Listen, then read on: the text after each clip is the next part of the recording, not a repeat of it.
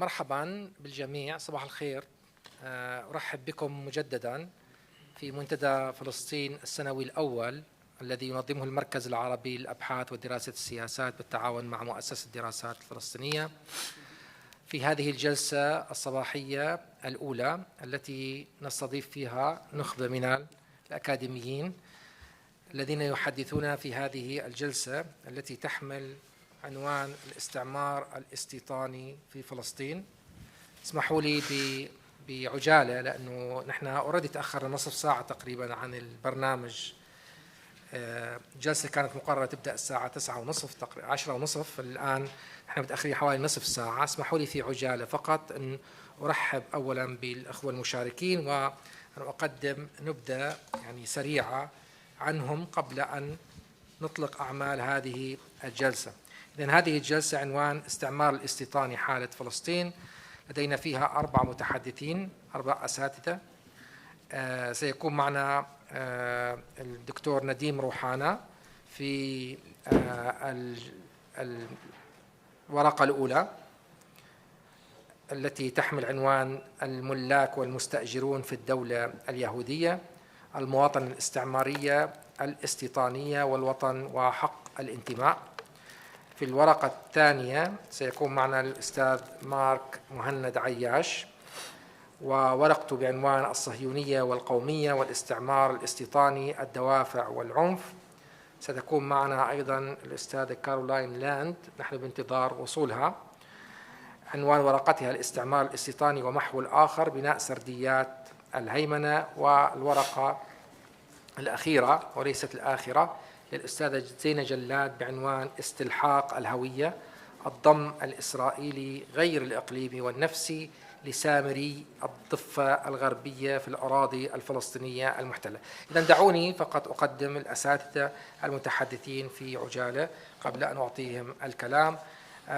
الأستاذ الدكتور نديم روحانا هو أستاذ الشؤون الدولية ودراسات الصراع ومدير مركز فارس لدراسات شرق المتوسط في كلية فليتشر للقانون والدبلوماسية بجامعة تافت.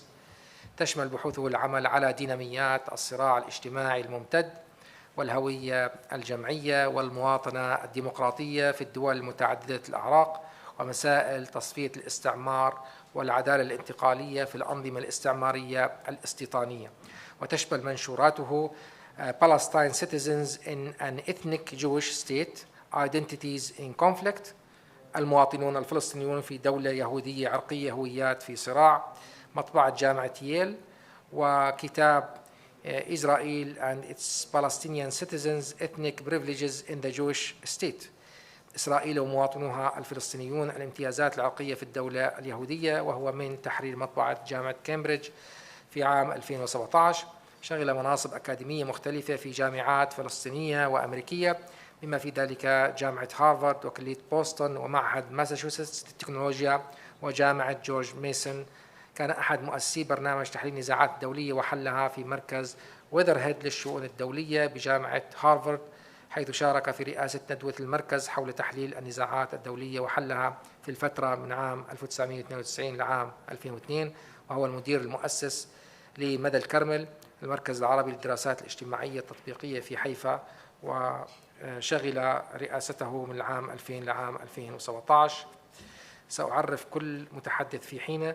سأبدأ الآن مع الدكتور نديم، سأعطيه 15 دقيقة فليتفضل مشكورا. بعض الأخوة طبعا حيتحدثوا باللغة الإنجليزية حسب ما بيرتاحوا، والبعض الآخر سوف يتحدث باللغة العربية. دكتور نديم، the floor is yours. شكرا. شكرا للأستاذ مروان وللمركز العربي على هذا اللقاء المهم. I want to switch to English. My paper was prepared in English, so I'll do it that way. This is a paper that's part of ongoing research on Palestinian political thought and Zionism and the concept of citizenship, homeland, and the right to belong. The title of my paper is Landlords and Tenants in the Jewish State, Settler Colonial Citizenship, Homeland, and the Right to Belong. One of the marked outcomes of the extreme right-wing Zionist party's surge in the recent Israeli elections has been the surfacing of the concept of, in Hebrew, Ba'al Habayit, translated into English as landlord, master, or boss. And I'll take that recent emergence of this concept to discuss the relationship between Zionism and the Palestinians. This emerged in the context of the relationship between Israel and the Palestinian citizens and the Palestinians in general, and their belonging to or even place in the land.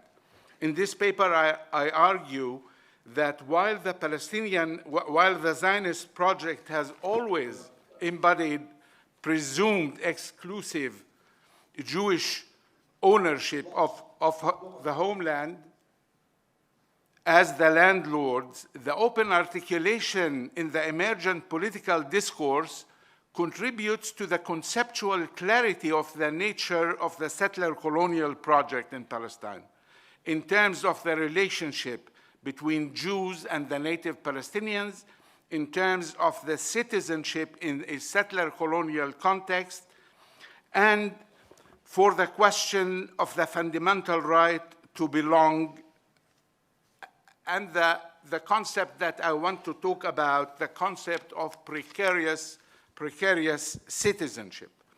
The concept of landlord and tenants in Zionism has always been close to the surface in expressing the difference between the citizenship of a Jew and an Arab, and the place of Jews and Arabs in general in Palestine, although this paper main focus is on the former, that is in the 1948 areas.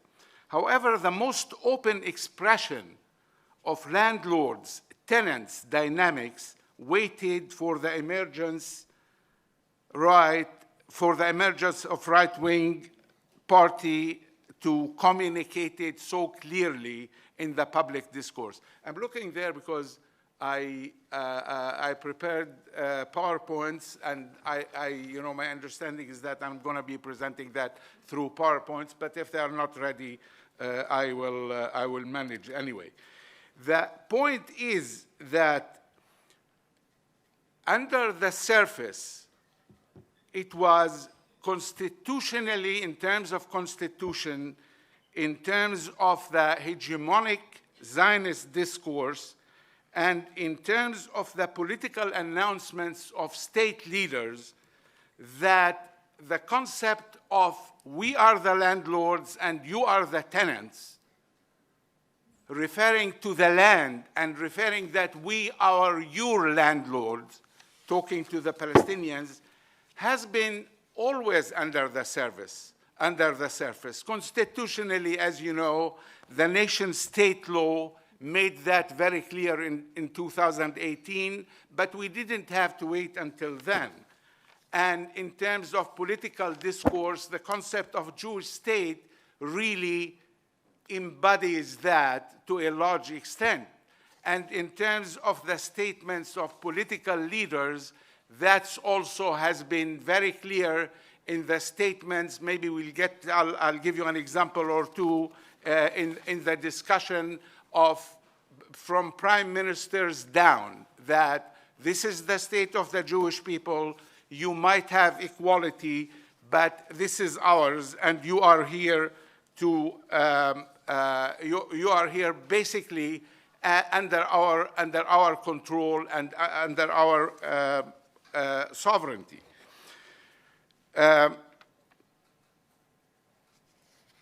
So let me talk about how the concept emerged in the public discourse.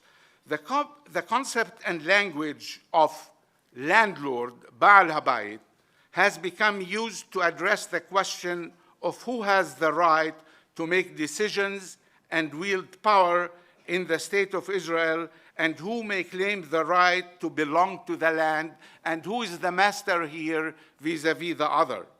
So we can openly talk when we think about the concept of landlord of supremacy. And this is something that's really coming very openly to the public discourse in terms that clearly implies the supremacy of the Jewish group who are the landlords. Essentially, the question is not just which group of people belong to the land, but which group truly controls it and which group controls the other. It was Itamar Ben-Gvir, the politician who popularized the term landlords as means of referring to the Jewish people in ownership of the homeland as the masters politically and psychologically. When Ben-Gvir uses the term Baal HaBayit, the landlord, his rhetoric, his political rhetoric, he's asserting the Jewish people have exclusive command of in Israel over the Palestinians, while the Palestinian citizens, called in Israel Israeli Arabs, and other parts of the Palestinians are here as the tenants, with all the implications of that I will discuss in a minute. But not only as tenants, actually they are possibly squatters. The tenant is the best case scenario. They are the squatters or tenant who must accept their status as the tenants in the land of the Jewish landlord. At times, his discourse goes beyond that, and he conditions being tenant on being loyal to that means to the state of Israel, which is Zionism. Tenants can claim neither ownership of or permanent belonging to their place, to their homes. Furthermore, tenants are there by a contract with the landlord, according to the particular conditions and obligations which Ben-Gvir and other leaders, such as Smotrich, made very clear. So, again, I don't see that we are going to have Mrouan. We are not going to have the PowerPoints. Okay, I'll continue without the PowerPoints. So I want to ask the question, and that's really very important, also related to the opening lectures that we heard this morning. What's happening there? Is Ben-Gvir an aberration? Or is Ben-Gvir and that discourse of landlord and tenants is the natural development of Zionism? Is Zionism becoming itself? Is Zionism really, what's happening now is that it's getting out what's the essence of it in this new approach and terminology. There's no question that Itamar Ben-Gvir is extreme in his politics. But is he truly a dramatic departure from mainstream Zionism thought in regards to the dynamic of the power relations between Jewish and Palestinian citizens? Or is landlord-tenants a normal and expected development of unmasking what has been under the surface since the start of Zionism? Some argue that Ben-Gvir is the antithesis of what Israel's founding father had in mind. You hear that in the Israeli press sometimes, left-wing, and also in the international press, that actually what's happening in Israel is really departure from the liberal Israel that we know, is departure from the Israel that is supposed to be. I argue the opposite. As I said, I argue that it's the embodiment of Zionism. There are several interpretations for why Ben-Gvir emerged now. And again, we heard some of the interpretation of why the right wing are emerging in Israel and taking control. I'll give you two interpretations that were all over the Israeli press, and I see among our audience here some people who are more experts in that than I am. The first relates to the the very first time since Israel was established that a Palestinian party joined a coalition that was comprised of disparate parties. As you know, an Arab party, Islamic-leaning party, it joined the coalition, and it joined the coalition actually after it submitted to the conditions of Zionism. That is, it accepted that Israel is a Jewish state. This is the first time that happened ever in Palestinian politics among Palestinian parties. The argument here of the Israelis is that when this party participated in the coalition, it's taking more presence and visibility inside the Jewish state, right? And this is a cause for the Israelis to react against this presence and visibility and a little influence in the government, as limited as it might be, and therefore the Israeli public is showing that in a backlash. The second interpretation is framed in the Zionist media as security concern. And the security concern here relates to what happened during the uprising in May of 2021. The Palestinian citizens, as you know, showed remarkable solidarity with the Jerusalemites who were about to be evicted, with the Al-Aqsa Mosque invasion of Jews into it.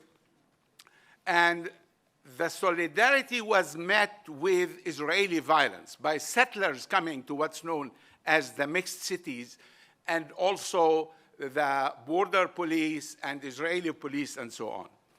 Now, the interpretation is the rise of this extremism, again, is a reaction to this. I think this is settler colonial interpretation in exactly the sense that they see that as a threat to the landlords who control the place, and as addressing the tenants, who are you that you become partners in the government, and who are you to show solidarity the way that you are showing solidarity with Gaza and with Jerusalem and so on.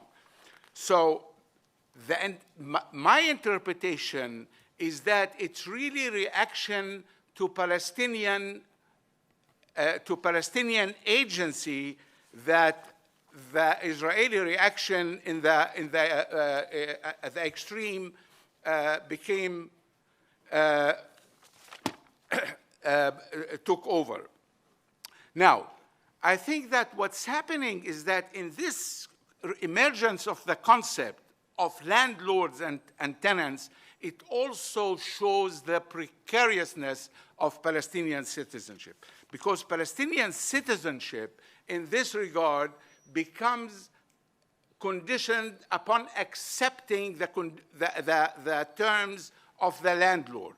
I'll give you, because of the limited time, just quickly how this precariousness of Palestinian citizenship, leave alone if we are talking about the West Bank, how is that expressed? Israeli leaders from top down threaten the Palestinians of a second Nakba. So the former foreign minister of Israel in the Knesset tells Palestinian citizens, raising because of Palestinian students, it's a little too late for me, so let's do that for the next session. Tells Palestinian citizens, because Palestinian students raised Palestinian flags, that you have to remember the Nakba. You have to remember what happened to your parents and grandparents. Ask them what happened to them. And if you continue that way, remember that this might happen to you. It's a remarkable threat, and it's a remarkable demonstration of how precarious the citizenship is. The second one is eviction. Palestinian towns, of course, they are not as evicted as it happened after 1948, but the eviction of Palestinian towns. In the Naqab, there's a Jewish town that's going to be established in place of a Palestinian town, actually with the same name. After taking most of Palestinian land and after squeezing them into limited areas, some of the towns are being evicted, particularly in the Naqab, with 90,000 people not being even recognized as legal, with legal status as towns. The third example is the Jerusalem residency. Although Jerusalem is not part of Israel, but the Jerusalem residency and the conditions of tenants to stay even as residents in Jerusalem is really revealing. I take the information here from the Jerusalem Story website of the Arab Center, and the conditions for Jerusalemites to stay as tenants, even as residents, is conditioned about having Jerusalem as the center of their life, about staying in, not leaving Jerusalem for, let's say, 7 years and so on. Details are in the paper and in the Jerusalem Story. The center of the life policy has led to the basically preventing even the position of tenants from thousands of people from Jerusalem. The last one, I'll mention just the title, and this is the programs that is part of the Israeli political discourse in most seriousness about helping immigration of the Arabs, of population exchange by Israeli leaders, ministers, and so on, until it got to the international discourse with the deal of the century plan of Mr. Kushner and Trump of exchanging population and taking over some of the Palestinian population in the triangle into the West Bank. So these are all signs of the precarious citizenship, of the essence of the relationship in Zionism of landlords and tenants. The difference, I would summarize with one sentence, between the various Zionist factions, and there are differences. The differences are in how to treat the tenants, and it's not in the essential relationship of a landlord and a tenant. Thank you. طيب شكرا جزيلا. شكرا جزيلا دكتور نديم على هذه المداخلة القيمة. أنا متأكد سيكون لدينا بعض الوقت للعودة لبعض النقاط التي لم يسعق الوقت للحديث عنها. محدثنا الثاني في هذه الجلسة هو الدكتور مهند عياش، وهو أستاذ لعلم الاجتماع في جامعة ماونت رويال. له كتاب تأويلات العنف، نشر بالأحرى عديد المقالات حول مواضيع مثل العنف السياسي وأبارتايد اللقاح والعنصرية ضد الفلسطينيين وكتابة المنفى والعلاقات الاجتماعية السياسية والحركات الفلسطينية المناهضة للاستعمار في مجلات مثل Critical Sociology. يعني هناك مجلات عديدة يعني مذكورة في تعريف الدكتور مارك، وله فصول أيضا في كتب مشتركة ومقالات رأي في عدة مواقع منها الجزيرة، ميدل إيست آي، ذا بافلر، ذا ميدل إيست مونيتور وغيرها. دكتور مارك لديك 15 دقيقة. تفضل. شكرا. In solidarity with Nadeem, I'll skip the PowerPoint too. Okay. I'll go without the PowerPoint in solidarity. Yeah. Okay. I don't need it. It's fine. I've decided in my head that I was going to do it without it, so we can skip the PowerPoint. Shukran, Marwan. Thank you everybody for coming here this morning, and of course to all the organizers and all the hard work that they've done to put on this wonderful forum. The title of my paper is Zionism, Nationalism, and Settler Colonialism on Motivations and Violence. It's a paper that is part of a book project that I just submitted a few months ago for peer review. And the main point that I want to focus on here today is a critique of the notion of Zionism as both a nationalist and a settler colonial project. And I argue that it is first and foremost a settler colonial project within which we can understand a nationalist element. So starting off, like all settler colonies, like all settler colonial states, like all settler colonial ideologies, Zionism conceals its settler colonial violences, its foundation as a settler colonial state, and its continuing violences as a settler colonial state. And so it is no different than other settler colonies in that regard. One of the ways in which the Zionist ideology does that is to paint itself as a nationalist project of liberation for persecuted Jews. And it basically glosses the gap between, it makes it a sort of a seamless continuity between the suffering of and persecution of Jews in Europe and elsewhere, but primarily in Europe, and the Zionist project as the solution to that persecution. So Zionism paints itself as the only and natural solution to that problem. So therefore it closes any kind of gap between the experiences of Jewish communities in Europe, the experiences of persecution in Europe, and the Zionist Israeli state, the creation of the Zionist Israeli state. In response to that mythology, and that's what it is, critical scholarship, critical historiography by both Israeli historians as well as some Palestinian historians, although it is much more prominent in Israeli historians, and that will be my focus here today, is to say, well, there's a gap between the Zionist claims to solve that problem and the experiences of persecuted Jews. And they try to sort of, they reopen that gap a little bit, but they maintain this distinction between the nationalist element and the settler colonial element. And there are different variations of how that occurs in Israeli historiography. But more or less, it paints the picture of what Zionism is, ultimately, is a nationalist project to liberate persecuted Jews, but it has done these settler colonial horrible things as well. So it maintains this notion that Zionism is both nationalist and settler colonial. And I don't think that this critical historiography captures the reality of Zionism, and it certainly does not speak to the Palestinian experience of Zionism. And the Palestinian experience of Zionism is not something that just simply reveals to us the quote-unquote unintended consequences of Zionism or the sort of violent aspects of Zionism. What the Palestinian experience of Zionism reveals is the nature of Zionism, what Zionism is from the foundation upwards, and it is settler colonial root and branch. So a couple of examples of how this kind of separation looks like. We can start with the sort of the seminal work of Gershon Shafir, the seminal book Land, Labor, and the Origins of the Israeli-Palestinian Conflict, 1882 to 1914.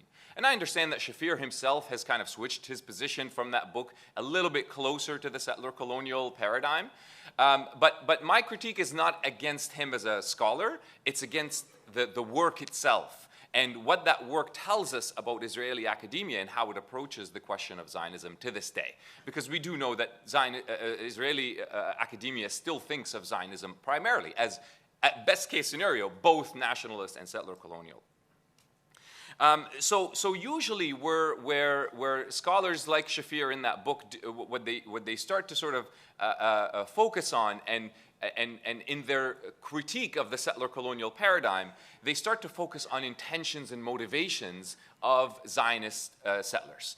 And they insist that the motivations were sort of noble motivations, that they were intended to liberate persecuted Jews, and that therefore separates them from the settler colonial paradigm. And they start to sort of use language like, well, you know, this is unlike any other settler colonial project, as opposed to, the settler colonization of, let's say, the United States or Canada. The settlers were not driven by motivations to generate wealth. or something like that, but they were driven by the pure motivation to liberate and save Jews from persecution. But of course, the problem with that is that that does not differentiate them from settler colonialism in places like Canada and the US. Because every settler colonial case has stories of persecuted people escaping Europe in order to create a land where they're, a state where they are free.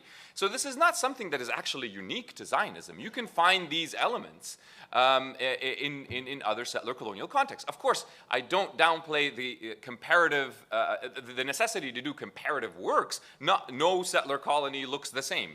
That's normal. That's how all social and political developments occur. There's always differences and similarities, and we should not try to smooth out all the differences and so on. But those elements of a persecuted people looking for safety and security and so on.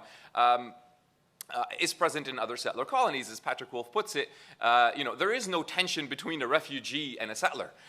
You can be both.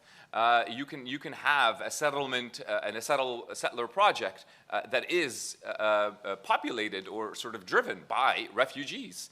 That has happened in other settler colonies. It certainly has happened in the case of Israeli settler colonialism. So Shafir would, critique people like Maxime Rodinson and Edward Said as somehow being too simplistic in their understanding of Zionism by saying that it is settler colonial. So he has this notion that settler colonialism is something that, is planned out in a specific way, at a origin point before the launch of the settler colonial project, and is just carried out like a, well-executed plan sort of thing. But that shows a crude and simplistic understanding of settler colonialism itself. There is no settler colonial project that worked that way. Nothing is ever planned, beforehand and then executed perfectly over a specific period of time.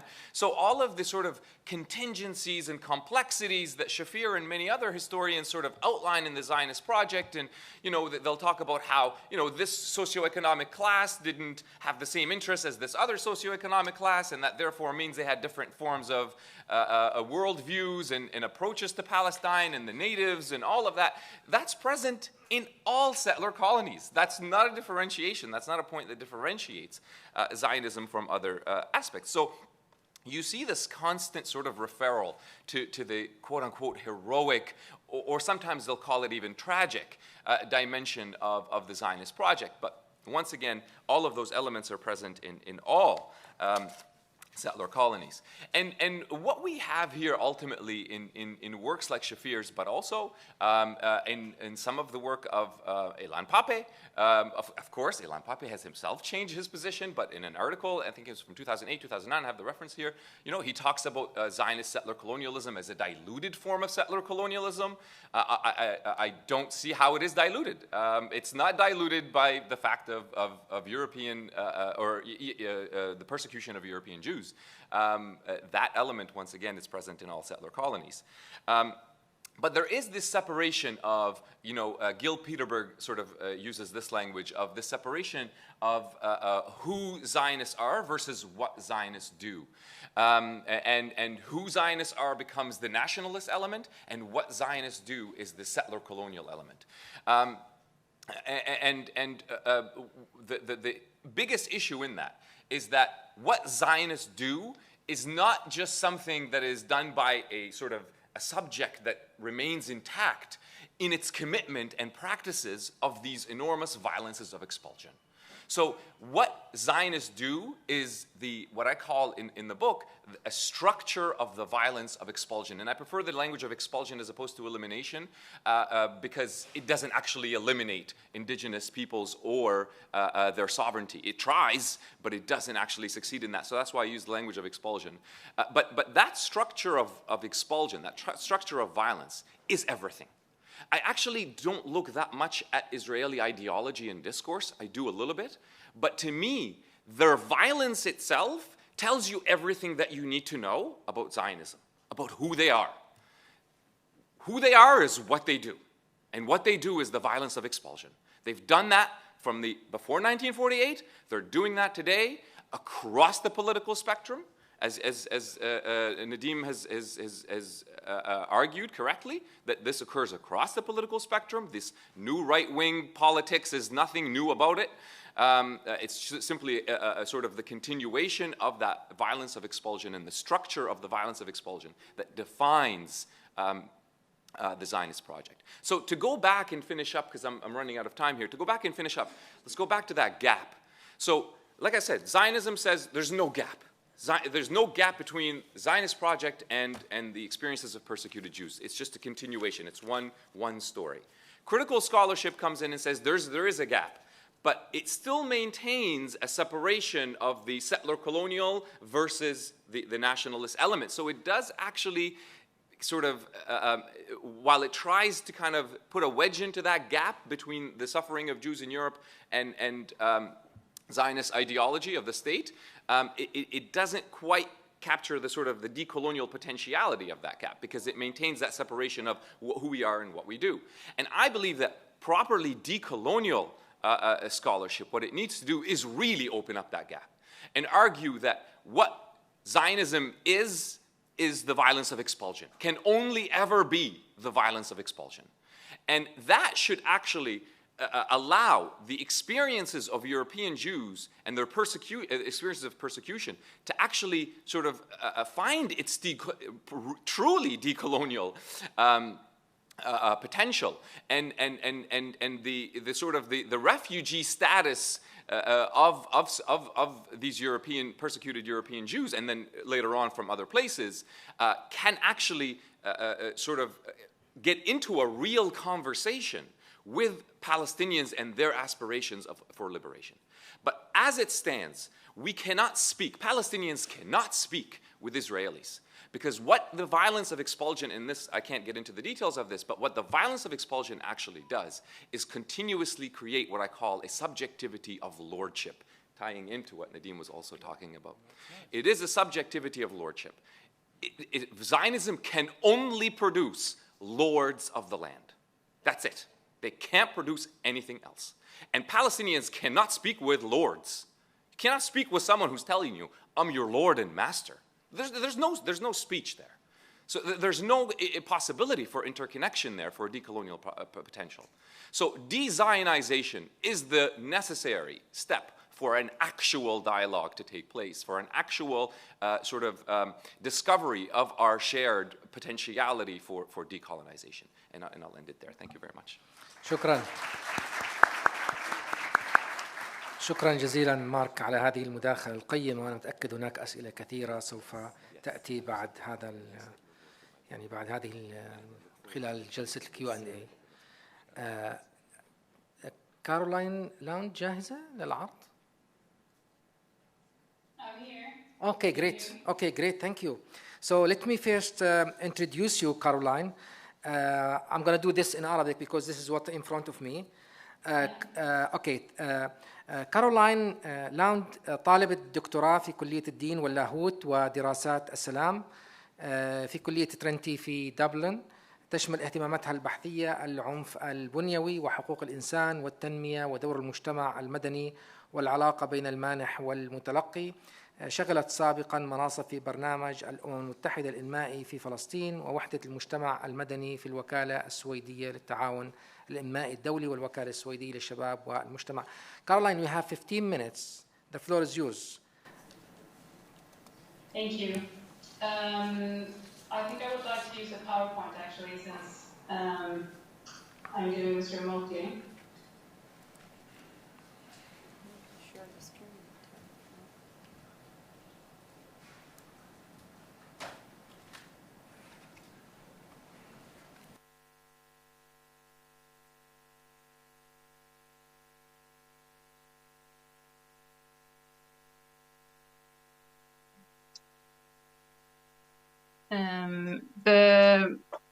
This is part of my ongoing research. Oh, okay. And the title of my paper is Settler Colonialism and the Erasure of the Other, Constructing Hegemonic Narratives. And as my PhD studies have a focus on settler colonialism and development work in Palestine. I have for this conference conducted a case study concerning the events. Sorry, I can't switch slides. The events that occurred on the 8th of August 2021, when several Palestinian civil society organizations were designated terrorist organizations inside Israel. And as I'm sure most of you have heard, the designation was based on alleged connections to the PFLP, but without providing any concrete evidence. About 2 weeks later, organizations in the West Bank were also designated as disallowed associations. And in practice, the designation means that staff members can be prosecuted as members of a terrorist organization under the counterterrorism law. And this could give up to 5 years in prison, while directors of the organizations could face up to 25 years. And also providing funds to terrorist organizations could lead to the freezing of all bank transfers from abroad. And lawyers representing the 6 organizations have also been demanded to receive official permission from the finance and defense ministries in order to represent them, or they will face a prison sentence for up to 7 years. And the case study found that the designation is far from an isolated event, and that its implementation and timing can be traced back to a number of consequential developments. First of all, the move comes as a response to the increasing threat to Israel's occupation and colonial rule that is presented by segments of the Palestinian civil society. And when it comes to this current role of civil society, there are two parallel developments that should be taken into consideration. So for one, the Palestinian civil society has gone through several waves of transformations in the last century. And before Oslo, the civil society was more grassroots based with mass movements that were deeply connected to the resistance movement. But as aid started to flood into the OPT after Oslo, the earlier mass movements became more professionalized with increased external interventions and creating an urban professional elite in which many of the most capable sections of the liberation movement was embedded. And unfortunately, this also meant that these new elites became heavily dependent on conditional aid. And moreover, Oslo and the following peace-building agenda created a void of political leadership that to a large extent has been filled by civil society actors. And during the last decades, we've seen a strategical shift where more reliance has been put on civil society to be the principal agents of historical change. And despite the many mechanisms of control deployed by the international donor community and Israel to dispossess Palestinians, big segments of the Palestinian civil society have recently managed to use their agency to wage a war of legitimacy. And this is aimed to gain control over the discourse relating to human rights and international law in the territories. And through recent active campaigns such as the BDS movement and the submission to the ICC, the civil society has furthered the Palestinian cause more than any Palestinian political party has managed to do in recent decades. And the work of these 6 organizations has been essential in this process. So basically, this shift has caused the Israeli settler polity to intensify its effort to delegitimize Palestinian civil society.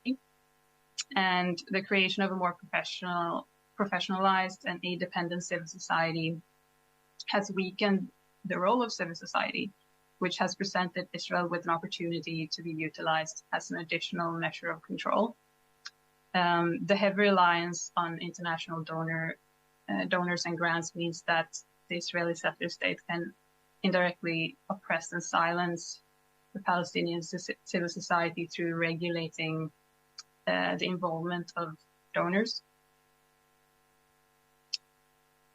And secondly, because of this successful strategic shift, the Israeli government has, together with pro-Israeli groups and NGOs, spent years lobbying foreign and especially European governments, portraying Palestinian human rights organizations and their work as disingenuous. And for this purpose, they have directly used articles, seminars, parliamentary issues, and debates to accuse donors of funding Palestinian terrorism and anti-Semitism. And within this context, the designation of the 6 organizations presents us with nothing less than a natural step towards silencing Palestinian civil society and its resistance. And as the delegitimization of Israel and its occupation and colonial rule is centered around building international recognition of the Palestinian narrative, including the aspects of those living in exile since 1948, and also Palestinian citizens of Israel.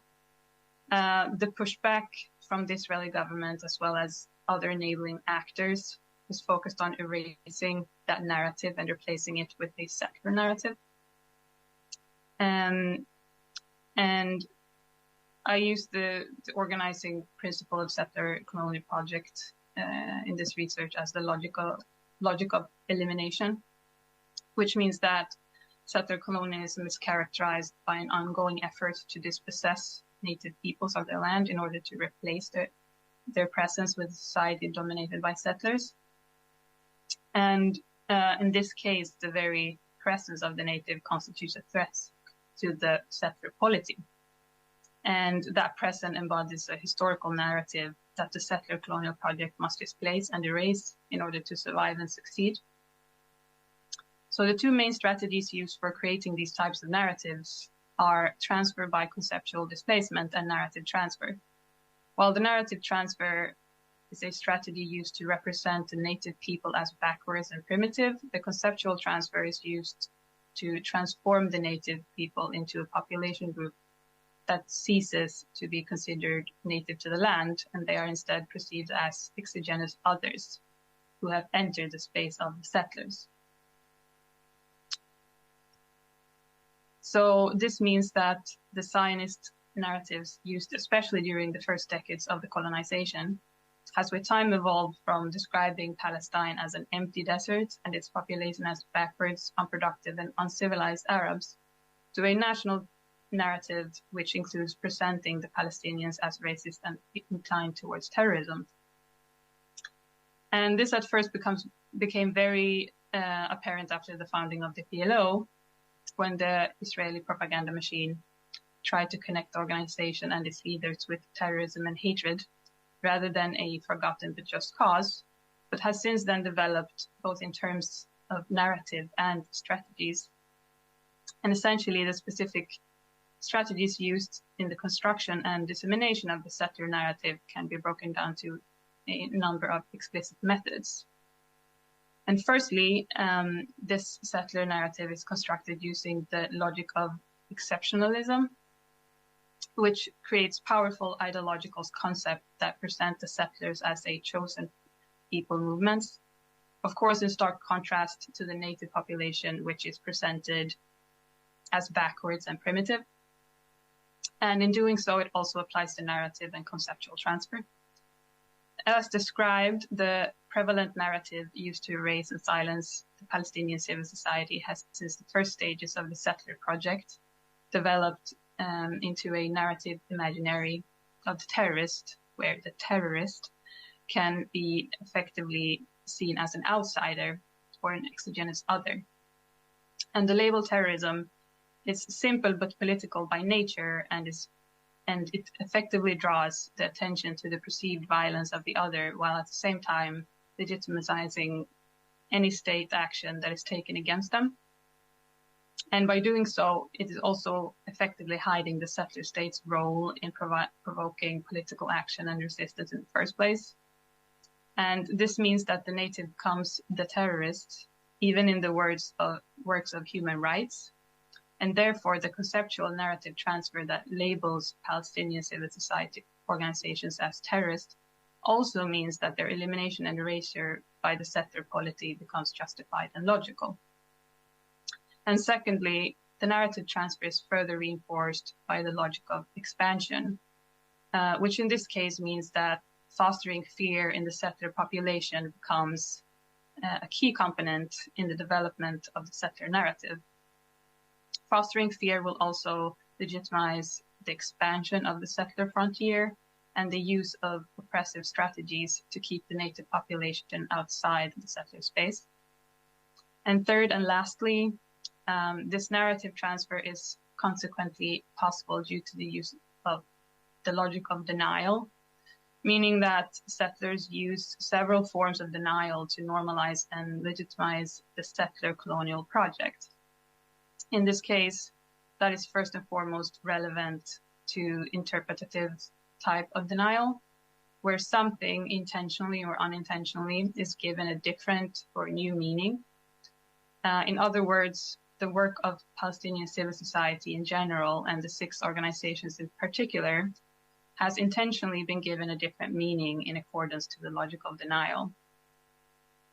Instead of recognizing the nonviolent measures that have been deployed in order to deliver services, advocate for Palestinian rights, and to document, investigate, and speak to international law violations, the act of organizing development activities has willingly been misinterpreted, miss within brackets, as support of other terrorist groups, which in turn is interpreted as an actual act of terrorism. Yeah, sorry. Caroline, you have like you have like three minutes. Okay, great. Okay. Yeah, thank you very much. Thank you. And thank you for abiding by the time. شكرا جزيلا كارولاين. متحدثنا الأخير في هذه الجلسة وليس الآخر الأستاذة زينة جلاد. أعرفها ببضعة أسطر. هي أول امرأة عربية حصلت على الدكتوراه في العلوم القانونية من كلية الحقوق في جامعة كولومبيا، وقد نالتها بدرجة الامتياز الاستثنائية.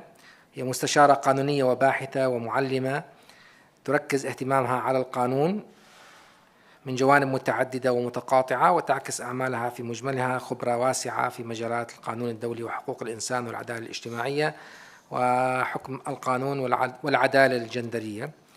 كانت أصغر خريجة في القانون من الجامعة الأردنية في عام 2004. حصلت على الماجستير في القانون من جامعة كولومبيا بالعام 2008، وهي عضو في كل من نقابة المحامين الفلسطينيين ونقابة المحامين في مدينة نيويورك، وحازت الميدالية الذهبية الرئاسية الفلسطينية. إضافة إلى ذلك هي زميلة في كلية الحقوق بجامعة هارفارد، ولديها عدد من الأبحاث المنشورة في مجلات محكمة مثل كولومبيا لو جورنال وأمريكان يونيفرسيتي انترناشونال لو ريفيو. زين، أعتقد أنها ستجاملنا وتتحدث بالعربية. أوكي. تفضلي 15 دقيقة. صباح الخير وشكرا كثير لحضوركم، وشكرا على هالجلسة والبانل اللي عن جد طريقة ترتيب المواضيع جاي بطريقة كتير ممتعة وشيقة، وأنا مهتمة جدا بكل واحدة من الأوراق. شكرا كتير. الحقيقة أنا الورقة اللي بدي أقدمها هي مفهوم أنا اشتغلت عليه خلال دراستي للدكتوراه، واللي هو ضم الهوية. وكنت أنا السنة الماضية اشتغلت على مسودة لهذه المقالة وعرضتها على بعض من الزملاء حتى الموجودين هنا، وكان لهم أعطوني فيدباك كتير حبيته، اللي هو دكتور معتز الفجيري ودكتور طارق دعنا. فشكرا كتير لكم، أظني هم هون. بهاي الورقة أنا يعني هي فعلا كتير بتبني وبتكمل على المفاهيم اللي انطرحت بالثلاث اوراق السابقة، سواء لما بنحكى عن ال precarious citizenship أو بنحكى عن ال violence of the expulsion، أو عن الصبح دكتور عزمي لما حكى عن ال maximalist approach وال expansion بال majorization تاع ال presence تاع ال Jewish majority وال minorization اللي هو كمان ممداني حكى عنه بكتابه الأخير، ال minorization تاع ال Arab presence. كارولين حكت هلا عن الاذرينج والإريجر، وشو مفهوم هدول لما بنحكي عن الأقليات الدينية أو عن الأقليات الموجودة بفلسطين، وكيف كل هذا الفايلنس اللي هي modes of violence أو technologies of the settler colonial project، شو الموجود وعماله بيصير على أرض الواقع من ناحية قانونية. بالنسبة إلي كالقانون الدولي، ونحكى ودائما بنحكى كمان مرارا عن قديش القانون الدولي بيتعامل مع الضم أو الفورس ديسبليسمنت أو التهجير القسري أو التوسعة على حساب الأراضي أو illegal acquisition of the land. بنحكى عن الماتيريال acquisition of the land، بس ما في بالقانون ما يتعاطى وما يتعامل بماذا ما بعد القانون. احنا عارفين انه القانون واضح، إسرائيل عمالة بخلال هال75 سنة وقبلها كمان زي ما مارك حكى بتصدر نفسها ك the only democracy in the Middle East أو البينك washing، أو قديش هي عمالة بتكون compatible بناحية إنه هي بتصادق على كل هالمواثيق الدولية، وبتصدر نفسها كجسم موجود عشان حماية حقوق الإنسان، وجسم عماله بيكون عنده تعددية وفي diversity وفي multiculturalism.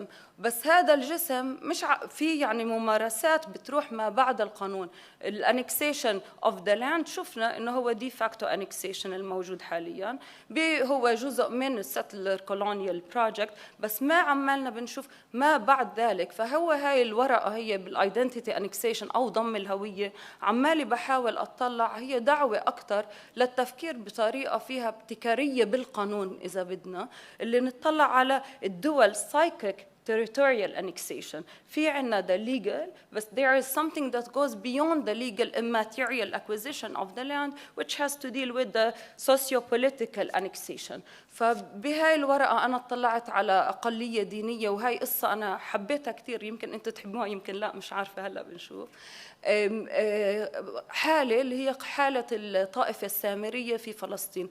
إذا بتقدروا ترفعوا إيديكم، مين بعرف عن الطائفة السامرية بفلسطين؟ حلو. طيب الطائفة السامرية بفلسطين سريعاً، معلش أنا بحكي بالفلسطيني الدارج على الآخر. الطائفة السامرية بفلسطين هي أقلية موجودة بمدينة نابلس بأعالي جبل جرزيم. بعد شوية أنا حبيت أتضامن معاهم شوية in solidarity، وما أفرجيكم باوربوينت، بس بعدين بدي أروح مع كارولين وأفرجيكم باوربوينت سريعة بس صور، يعني أخذكم برحلة سريعة. الطائفة السامرية بفلسطين هي أقلية دينية عددها لا يتجاوز 500 شخص، موجودين بمدينة نابلس، وهم الحلو فيهم، وهذا ليش بدي اربطه باللي انحكى قبل وعلى البريكاريوس سيتيزنشيب. وعن جد لما بنحكي عن الاستراتيجيز تاعت الستيت اوف اسرائيل اللي هي الديفيجن لا فور ذا بيربسز انه هو ديفايد اند كونكر، هي بالضبط كيف بيتم هذا الاستغلال لطائفه دينيه من اجل ادفانسمنت اوف الاجنده تاعت التوب داون اجنده تاع السيتلر كولونيال project، وكيف it becomes a tool through the recognition، واللي هو حسب القانون الدولي انه there is a diversity, there is recognition. هي in fact زي ما جودث باتلر حكت عنها، هي it's more of a misrecognition. through the logic of inclusion، على اساس انه انا بعمل فيفر وبضم الاقليات، انا عمالي بعمل uprootedness، انا ام re-narrativizing، بعمل re-narrative للناريتيف of belonging، وبعمل uprootedness لناس اللي هم indigenous people or the native of the land.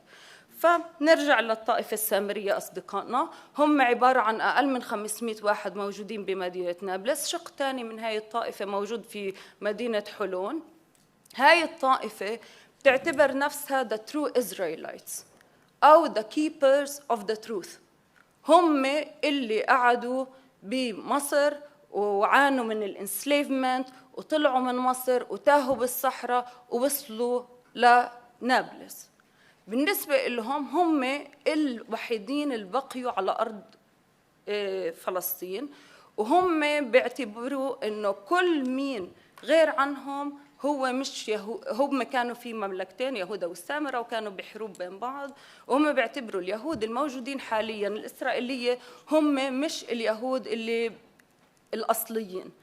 بالنسبة للسامريين وين it gets interesting إنه هم بالنسبة لهم Jerusalem of no religious significance. لساتني بعمل solidarity كمان دقيقتين بعدين بستقل. فالسامريين بيعتبروا جيروسلم ما إلها أي معنى، ما في تمبل ولا في هيكل رح يدوروا عليه. وبالنسبة لليهود السامريين هم خوارج وهم بعداء مع الطائفة اليهودية. السامريين بيعتبروا انه هم بيقدروا يرجعوا باصولهم، بيرجعوا ل 127 generations اللي بيقدروا يوصلوا نفسهم للابراهاميك روت تاعهم. وبالنسبة لليهود بيعتبروا انه السامريين هم من اساس ديني سنسكريتي ولا ينتموا للطائفة اليهودية. فهذا مهم انه نأسس. بالنسبة للسامرية بيعتبروا اليهود الموجودين اليوم هم مش قوم إسرائيل، وبالنسبة للإسرائيلية بيعتبروا السامريين هم مش يهود. وإذا واحد سامري بده يتجوز من واحدة يهودية لازم يحول دينه. All of that being said، شو صار مع أصدقائنا السامريين؟ لما أجت السلطة الفلسطينية عندهم كان الهوية الفلسطينية، أخذوا الهوية الفلسطينية زيه وزي خالد وزي الموجودين بالغرفة هنا. بعدين شو صار؟ أجت حكومة إسرائيل، كان هذا قصة شوية مخربطة ومشائكة، مش رح أنا أحكي كل تفاصيلها هنا بسبب الوقت، لكن الفكرة إنه حكومة إسرائيل أعطت للسامريين الجنسية الإسرائيلية على أساس the right of return، فأعطوهم فيزا immigrant فيزا أو عليه حدشم اعتبروهم. طيب نيجي نحكي عن السامريين. السامريين هم موجودين بمدينة نابلس، عمرهم ما طلعوا من الأرض. طب كيف بدهم يعودوا؟ من وين بدهم يعودوا إذا هم ما طلعوا من الأرض؟ وهم أعطوهم الحق العودة اللي هو الحق لليهود، بس هم بيقولوا لهم أنتم مش يهود. فهون it shows the vulnerability والcontradictions تاع legal recognition. كمان اليوم لحد اليوم إسرائيل كل شوية عندها 3 visits who's a Jew، 3 visits شو تعريف شو القوانين الأساسية، it expands مين عندهم يهود، و it minorize مين اللي هي الوجود العربي الفلسطيني، أو زي ما حكى نديم عن السنتر اوف لايف بالقدس. فكيف في الإجراءات والبارادوكسز تاع التعامل بالإجراءات. فالطائفة السامرية بيوم وليلة أصبحت طائفة موجودة بنابلس، فلسطينية ناطقة باللغة العربية، عاشت كل حياتها بنابلس، تحمل الهوية والجواز السفر الفلسطيني، وبتحمل الجواز السفر والجنسية الإسرائيلية. بيوم من الأيام هم قابعين تحت احتلال، وبيوم من الأيام هم جزء من يهودية الدولة without being recognized as Jews. يعني لحد اليوم إذا بده يروح يخدم سامري بالجيش الإسرائيلي بيجيبوا له وصل بيعطوه بدل أكل، عشان هو ما بياكل أكل اليهودي بالضبط. عندهم a different version of their kosher meals. أو إذا واحد يتجوز كمان بده يغير ديانته. وب82 كان في قرار للمجلس الربانيكال كورت قالت إنه هم غير معترف فيهم كيهود. فهذا بفرجي كمان إنه كيف الاستراتيجي وكيف the usage of the law والmanipulation of the legal systems على أساس إنه to pick and choose when someone could be eligible as a Jew when someone cannot be eligible as a Jew. وهذا ما شفناه مع ناس تانيين زي الكراعيت مثلا. كراعيت اللي هي طائفة دينية تانية ما تم التعامل معهم بنفس الطريقة، مع إنه إحنا بنحكي عن مين؟ عن 500 واحد، يعني قديش ده تأثر على دولة إسرائيل سواء ضموهم أو لا. لكن شو بيأثر إذا ضموهم؟ الطائفة السامرية ياسر عرفات كان وين ما يروح أي فعالية أي سفرة ياخد معه شيخ، ياخد معه خوري بريست، وياخد معه الكاهن، ويقول لهم هدول يهود فلسطين. هم بيزعلوا، ما بيحبوا يتسموا يهود فلسطين، بقول لك إحنا مش يهود، وإحنا ما بنعترف بها. واليهود شو عملوا بوزارة الخارجية الإسرائيلية؟ كان في استراتيجي اسمها الاكسبانشن ماكسيماليست استراتيجي تاع دولة إسرائيل، أي حدا بأفينيتي للجويش بيبل جيبوه معنا. فاعتبروا الساماريتانز جزء من الناس اللي لها افينيتي، بل اكثر من ذلك الساماريتانز هم the only people اللي their presence مش disputed. يعني السامري الطيب ما حدا بيسأله انت من وين جيت. فهي كمان هذا إشي مخيف، لأنه هو عبارة عن إفراغ للمكون السامري من اليهودية من الهوية الفلسطينية. فأنا عمالي بحكي عن annexation ل their identity, annexation ل their agency, weaponizing a community اللي يصير هذا الكوميونتي اليوم عشان certain tactical maneuvers و certain minor benefits بيعتبر نفسه لا إحنا ما بدناش نعداوة مع إسرائيل، إحنا معنا الجنسية، إحنا جسر للسلام. طب بعد ما يصير جسر للسلام بعد 10 سنين 20 سنة 50 سنة what has happened؟ there is a different level of destruction that goes beyond بس violence، إنه the material expulsion أنت اطلع مطرور على غزة ولا مطرور على الأردن ولا أنا باخد أرضك بريحة ولا أنا باخد أرضك بالقدس. في a different layer that has to do with the psychic of the people. It messes up with their psychology, it messes up with their question of belonging. re-narrative و erasure ل certain components of the Palestinian identity. يعني مش بس صحن الحمص عماله بتغير، ولاء الناس وانتمائها ومسألة هويتها كمان بيصير عليها اعتداء. وهذا الإشي القانون مش ما بيتعامل معه. بدي أخذكم برحلة سريعة أفرجيكم مواهبي بالتصوير. أشوف لا أقل. هدول الجبل جرزيم، هذا واحد من أبناء الطائفة بالبلد القديمة بنابلس. هون بخلال صلواتهم شفتوا حطيت لكم كريدت فوتو باي زينة. I love جرزيم عاملينها لأنه هم عاملينها محل برضه بتقدر تروح سياحة. عرفات كان مهتم بالكاهن سلوم وعندهم قصة قديش، وحتى كان هم 500 واحد. الكاهن سلوم كان عضو بالبرلمان الفلسطيني، هاي قصة تانية بنبقى نحكيها بمؤتمر تاني. هون ببين كيف حياتهم مين هم. الكاهن حسني هون على اليمين بيشرب كاس عرق، بشربوهش لحدا لأنه نسبة الألكوهول قوية، بعرفش إذا كان لازم أحكي الحكي هون نسيت معلش. هون خلال صلواتهم على 4 الصبح عندهم عيد الفصح. نسيت أقول لكم إشي مهم، بين التوراة السامرية والتوراة اليهودية تاعت اليوم أكثر من 6000 اختلاف. بعرف شو ضل مشترك، بس معلش بيصيروا معهم بالجنسية الإسرائيلية. هون بفرجيك الشارع بالحي. الحي عندهم هذا كمان موضوع تاني، قديش مقسم لمناطق A و B C اللي ذكرها الدكتور عزمي الصبح. عندك سايد اوف ذا رود هوي سيارة ببليتس فلسطينية، والسايد الثاني نمرة إسرائيلية. بعدين هون بالصلاة وأطفالهم بيروحوا على المدرسة الفلسطينية، بتعلموا بجامعة النجاح بنابلس. فهذا اللي كنت أخلص له، إنه باسم القانون والخطاب الحقوقي بيصير نوع من أنواع الانتهاكات اللي إحنا يمكن مش هالقد بنشوف بعدها وبعدها لقدام يعني. وعن طريق الانكلوجن أو المنح جنسية للأقلية السامرية هو مش بس استيلاء على الأراضي، هو ضم للهوية وإفراغ للمكون اليهودي والسامري من الرواية الفلسطينية. وهو هذا اللي حكى عنه أدوارد سعيد اللي هو punishment by detail يعني. وهو بيصير يعني شكل من أنواع التفاصيل الواحد محتل فيها، كينونته محتل فيها. بعملوا طحينة، حبيت أحط لكم صورتها، بيبيعوها على أساس برودكت كوشر يهودي، ما بينزلوها على الأسواق الفلسطينية لأنه بقول لك بصدروا أكتر. وهي أنا ببارك لي، بيعطيني بليسنج من فشكرا كتير لك.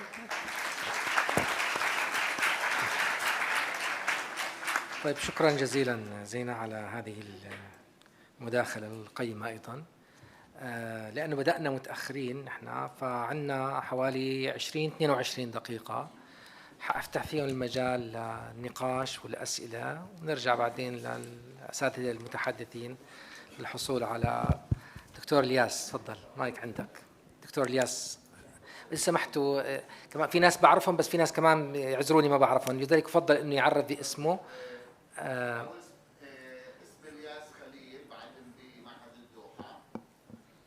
شكرا. ولمن توجه سؤالك؟ تفضل. I like to address my question to the first two speakers, Dr. Mark, Dr. نديم. Let us do a thought experiment. Let us suppose that Palestine has no people, so we abstract from the issue of the indigenous. Further, let us abstract from the colonial dimension, part of Britain's colonial schemes, and we also abstract from Arabism and Islamism. So Palestine can be totally empty land and maybe within Britain. Would Zionism more or less function as any nation state? If so, we should not understand Zionism at its first core essence, if you are talking about really what is the nature vis-a-vis the Palestinians. But then we face a question, how do we define Zionism? The only possible answer is to go back to Herzl's book, where Zionism is defined as opposed to the Goys, the Gentiles. In this case, for Dr. نديم to state that the essence of Zionism is the landlord-tenant institution, and for Dr. Mark to state that the essence of Zionism is the violence of expulsion, rather expresses an ethnocentrism, that we are looking at the issue from a Palestinian point of view rather than as objectively as possible. Thank you. شكرا جزيلا. طيب دكتور إياد، حارجع لهون، بس رجاء الاختصار حتى أفسح المجال لأكبر عدد ممكن من الأسئلة. حأخذ مجموعة أسئلة وبرجع بعدين هون إذا سمحت، هون بالممر. شكرا. Well, thank you very much, Dr. Marwan. Dr. نديم, Dr. Mark, I think I will, my question or my comment is related to the combined notion between your two papers, actually, because it brings me back to the origins of Zionism. If we are talking about Zionism and religion, Hatzionut Vahadat. If we would like to talk about liberal Zionism or national liberalism, Zionism, and now we are talking about Hatzionism Hadatit, or the religious Zionists. I think your question, Dr. نديم, regarding why the religious notion of the Israeli society is moving towards Zionism, I think it's to shift and to steal Zionism from the Halaumit, from the national Zionism rather. And then this will justify the way they are talking about Baal Bait, the Lord, the landlord, actually, because to them, the nationalism has nothing to do with Tel Aviv or where Tel Aviv is. They are talking about Yehuda v'Shomron. This is what they want, Al-Yehuda was-Samira. This is where they want it to be. So my question to you is related to how come or how relevant the Israeli religious parties to being Zionists in this regard. And this is the most important thing. Why the religion that was anti-Zionist at the beginning, at the time of Herzl, becomes the one who is preserving and wanting Zionism to be their own at this stage. So I think this is really interesting and would like to do it from this point of view. Additionally, quickly, why Israel stopped talking about the renting the land of Palestine from the Egyptians, for example, and now they are talking about they own the land themselves during the Egyptian presence in Gaza in particular. Thank you. شكرا. حاخذ سؤال واحد من هي الجهة وبعدين برجع على الجهة. تفضل استاذ بالمقدمة، سمحت بس عرفنا على حالك. لا هون بالمقدمة. حرجع لك. تفضل أنت. شكرا. اسمي فواز النمر. سؤال الدكتور نديم والدكتورة زينة. الحقيقة إسرائيل كدولة استيطانية عنصرية متفقين، يعني إحنا يمكن أغلبنا اللي في القاعة، ولكن هي ظاهرة أمام العالم كدولة ديمقراطية.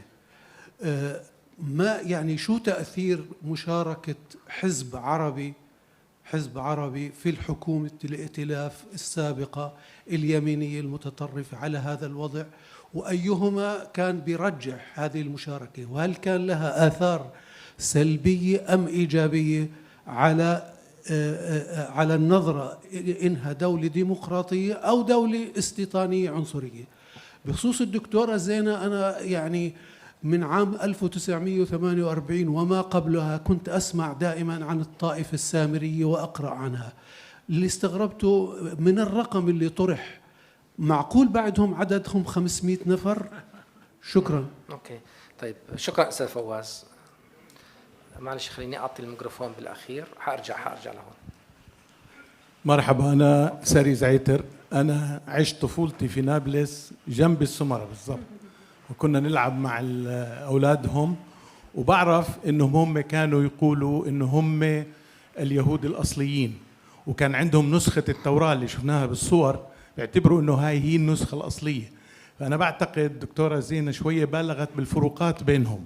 هم في كتير مشتركات، أعيادهم عيد العرش وعيد الكذا نفس الأعياد عند اليهود، حتى المذبح اللي في جرزيم اللي بيرموا فيه الخرفان وكذا كنت نشوفها وإحنا صغار، نفس تقريبا عادات اليهود. هلا في فروقات أكيد، لكن هم يعتبروا نفسهم اليهود الأصليين.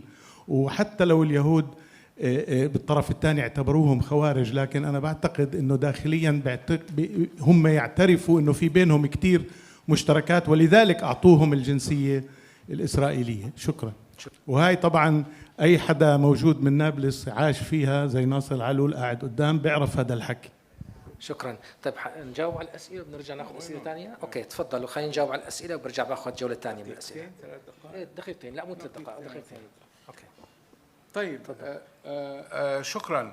أنا بس حبيت أقول لزينة شكرا، محاضرة رائعة. حق العودة للسامريين لليهود في إسرائيل، على فكرة بتعرف كيف أخذوا مواطنة اليهود في إسرائيل؟ اليهود في إسرائيل كلهم أخذوا مواطنة عن طريق حق العودة. هذا السؤال على فكرة، هذا مقال دكتور عزمي بشارة اسمه Two Types of Identity. أخذوا هاي المواطنة الأساسية في إسرائيل، لذلك قضية اللاندلورد الآخرين أخذوا مواطنة لأنهم موجودين هناك. فهذا كتير مهم. بخصوص السؤال الأول للأستاذ الياس، أنا مش بالضبط فهمته، بس خليني أعطي تمرين فكري مثل تمرينك الفكري اللي ذكرته.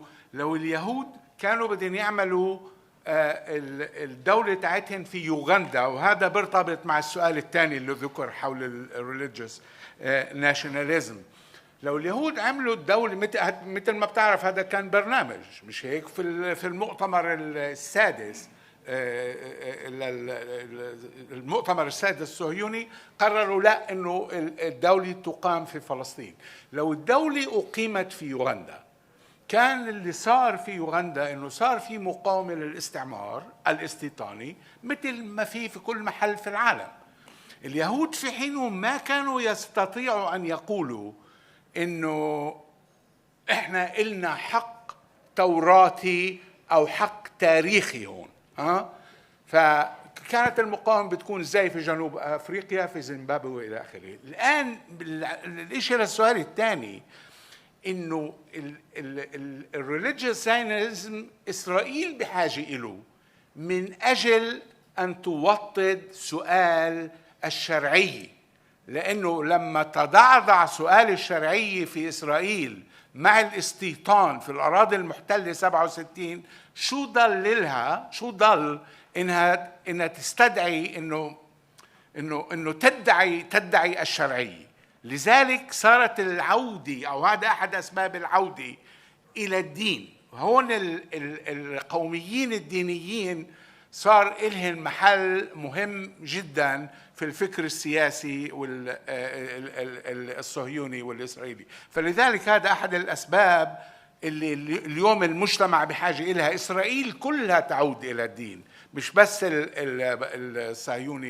الصهيوني الديني. على فكرة مثل ما حضرتك قلت، يعني هذا مختلف عن الأحزاب الدينية الأخرى. في الحكومة الإسرائيلية الحالية نصها بالضبط 32 عضو برلمان هن إما متدينين أو متدينين قوميين. العودة إلى هذا النقاش له علاقة في نزع الشرعية عن إسرائيل. الآن بخصوص الحزب العربي يمكن ما يكونش في وقت كتير، بس هذا مزبوط، هذا تستعمله إسرائيل في قضية الديمقراطية. في نفس الوقت الخطاب اللي حكيت عنه أنا عم بيوضح بشكل لا يقبل التأويل إنه هون في عنا خطاب سوبريماسي. هذا إشي جديد.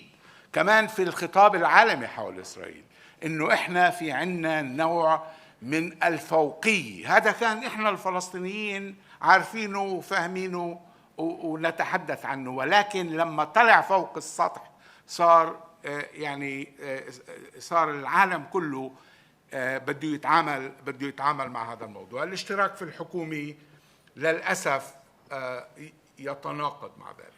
شكرا مارك. Thank you. So, with all due respect, the thought experiment, if Palestinians were not there, would it be settler colonial? Well, no, but let's get back to objective reality. Objective reality is that the land was populated by Palestinians who called it home for centuries, and they were expelled and replaced. So it is settler colonial. And no, you're not being ethnocentric when you're foregrounding the Palestinian experience of settler colonialism. My objective reality is always an elusive. Reality is by itself always elusive. We can never, I do believe philosophically, you can never capture reality in its fullness or in its totality. No human being can, but we can get close to it. Someone who's saying the earth is flat is not as close to the reality of the earth as someone who says it's round. Foregrounding the Palestinian experience of Zionism actually gets you much closer to the reality, the objective reality, than any Zionist mythology does. Pure and simple, and that's not ethnocentrism. And by the way, ethnocentric sort of writing, as Hamid Dabashi has argued, is in itself not an interesting critique. We're all ethnocentric in some sense or another, and sort of hopelessly so. To tie it into the second question of civic and religious nationalism, or as appears in the literature a lot, ethnic nationalism. To me, so you find this quite a bit in both Israeli and Palestinian scholarship, that the problem with Zionism is painted as a problem of religious nationalism or ethno-nationalism, ethnic nationalism, and that a move towards civic nationalism is kind of the solution to it. I know that that's not what you're saying, by the way, but I just kind of wanted to talk to that point, because I believe نديم already answered your question in sort of the more detailed, directly to your question, but I just kind of want to bring up this point a little bit. And to me, that distinction, again, covers over the fact that Israeli nationalism, Israeli settler nationalism, first and foremost, as Nadia Abu al-Hajj and Joseph Mas'ad have argued, that it is settler colonial nationalism before it is civic or religious or any of those kinds of variances of it that we see on the surface, which of course deserve attention and comparative analysis and policy analysis, and all of that is great work, but it is fundamentally a settler nationalism. And we cannot forget that in settler colonial states, people point, for example, to Canada as an example of civic nationalism. Canadian civic nationalism only become civic because of colonialism, settler colonialism, the projects of slavery, and so on and so forth. That's number one. Number two, as indigenous activists and scholars have pointed out in places like Canada and the US, civic nationalism does not lead to decolonial liberation. In fact, it becomes just another form of settler colonial domination. So civic nationalism is not the answer to the problems that Palestinians currently face. And we should be wary of sort of believing that civic nationalism is the solution to this issue. شكرا مارك. Thank you. زينة. في سؤالين سألتيهم بعتقد عن الطائفة السامرية. أول إشي أنا سعيدة لأسمع إنه يعني في برضه الموضوع حكى محلات من طفولتك وحياتك بنابلس، فهذا إشي حلو. بالنسبة للعدد، كمان مرة الطائفة السامرية هي في شق بنابلس وشق بحلون، وأيام الأعياد مزبوط هم بيجوا بتزاوروا وبيروحوا عند بعض وبتزاوجوا من بين بعض. the total number تاعهم تقريبا 1014، بس أهل نابلس الموجودين بنابلس لحالهم لا يتجاوز 500، يعني 400 وكسورة، لكن لا يتجاوز 500. فيما يتعلق بمسألة يهوديتهم، هم كمان مرة هم بيشددوا على إنه هم الإسرائيليين الحقيقيين مش يهود. ولما تسأل يعني إحنا بالدارج الفلسطيني لأنه كله عند العرب صابون بنقول عنهم يهود، لكن هم بيشددوا على هاي المسألة إنه لا إحنا مش يهود، إحنا إسرائيليين. وهون الفرق إنه لا إحنا ديننا هلا طبيعي بالحياة اليومية بتقاطعوا بكتير أمور مع الحياة اليومية الفلسطينية وخاصة أهل نابلس ولهجتهم ولكنتهم، لكن في المحاور الدينية اللي هي فعلا، وهذا مكتوب بكتبهم، وفي مثلا المؤرخ صدقة هو كاتب انه عندهم اكثر من 6000 اختلاف، ولما تروح على نابلس تتحدث معهم هذا يعني كمان هو جزء من الايدنتيتي انكسيشن، هو هلامية الخطاب. يعني اذا انا وياك بنروح عندهم، انت متاكد يعني رح تكون عارف هذا الحكي لانك حاضر كثير عندهم، كنت الحكي اللي بيسمعوك اياه مش الحكي اذا رايح اكس ولا واي حدا اسرائيلي يسمع، او اذا حدا امريكي او حدا، فهم ممكن هذا it's a type of their mode of resilience ولا existence ولا this is their survival كمان، انهم هم عندهم fluidity بالديسكورس تاعهم. بالنسبه لانه هم على اي اساس، وهذا بختم فيه، انه تم منحهم الجنسيه الاسرائيليه، هم هم اخذوها بال96 مش من زمان الجنسية الإسرائيلية، ولما أخذوها ما كان على citizenship track، كان على law of written، وهم راحوا على المحكمة، وراحوا على المحكمة بطريقة يعني سريالية كأنه مسرح، عن جد كأنك بتحضر مسرحية. راحوا على المحكمة، عملوا بيتيشن أمام المحكمة العليا، إذا ممكن بس أحكي هالتفصيلة، وقالوا إنه it's absurd, this is not the state that we have imagined and dreamt of. How those who came from near are decided for those who never left the land. حتى اللغة اللي استعملوها إنه كيف هدول اللي أجوا من near are deciding for us إذا إحنا إسرائيلية ولا لا، وإحنا it's the state that we've dreamt of. وأنا عندي يعني الملف الدعوة نفسه، يعني أنا جبت الملف الدعوة من محكمة العدل الإسرائيلية ومشيت بكل إجراءاته وكل تفاصيله، فاللانجوج كمان it's very telling إنه هذا savvy localized type of resistance أو self affirmation and whatever kind of manipulation. شكرا. أخذ سؤال بس سؤال مو تعليق، يعني سؤالين، لا ما عاد أقدر لأنه بدي أرجع أعطي دقيقة لكل واحد، وكارولين كمان بدي أعطي دقيقة. تفضل أستاذ، دقيقة واحدة حاعطيك. بسم الله الرحمن الرحيم. دعوني أتكلم واقفا في ذكرى الشهداء الذين ضحوا من أجل فلسطين هذا الطريق الطويل. فمن أول نتذكر شيرين أبو عقل، نتذكر غفران، نتذكر الدرة إلى آخره.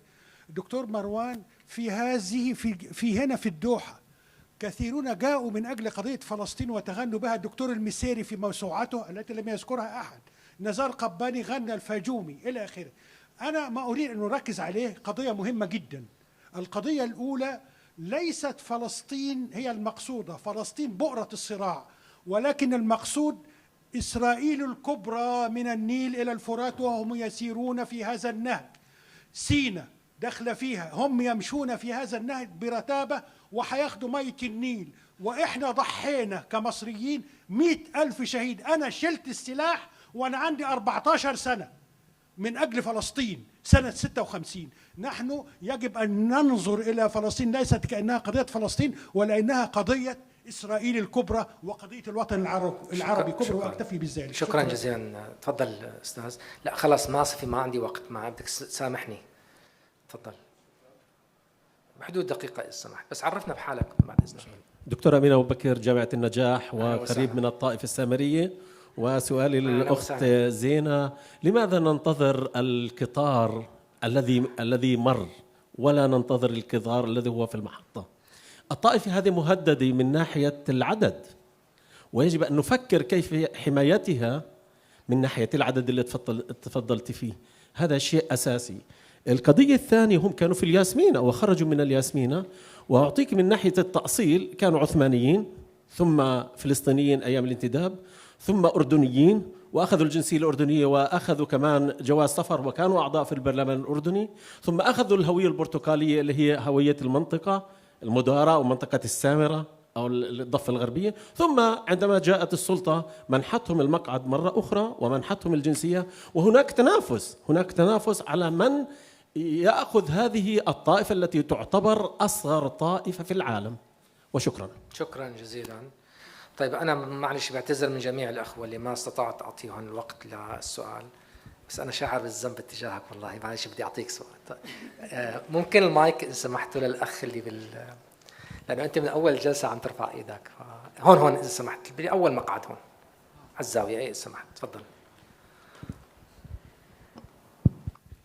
بدي أسأل بس سؤال سريع، العلاقة ما بين اللاند والتننت والعلاقة ما بين التقرير اللي أصدرته أسكوا في قبل كم من سنة وانسحب من اليونايتد نيشن في موضوع الديموغرافيك انجينيرينج.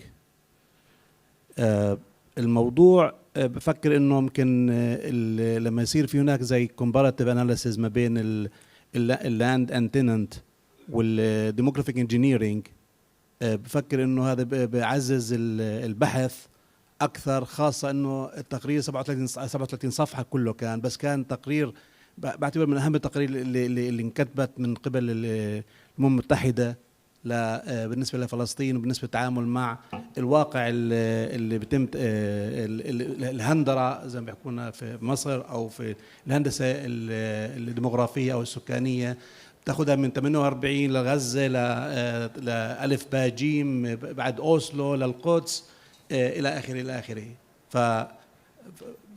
دكتور نديم، سؤالك دكتور نديم. دكتور نديم، وحضرتك؟ أنا دكتور غالب عكاري من جامعة جنوب مسبي. أهلا وسهلا دكتور غالب. طيب حأعطي دقيقة جنوب مسبي. يعني تحدي إنك بدقيقة تجاوب عليه. لا في أقل من دقيقة. الواقع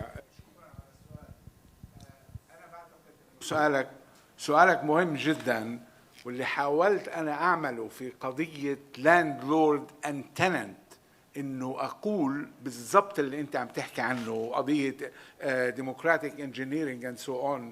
هذا يعضد هذا الموضوع بالطريقة التالي، وأنا سأنهي هون في أقل من دقيقة، إنه الفرق بين الفكر الصهيوني المختلف من يسار الأقصى إلى يمين الأقصى، كذلك بما يتعلق في كل التواجد الفلسطيني في فلسطين، هو كيف نتعامل مع التننت.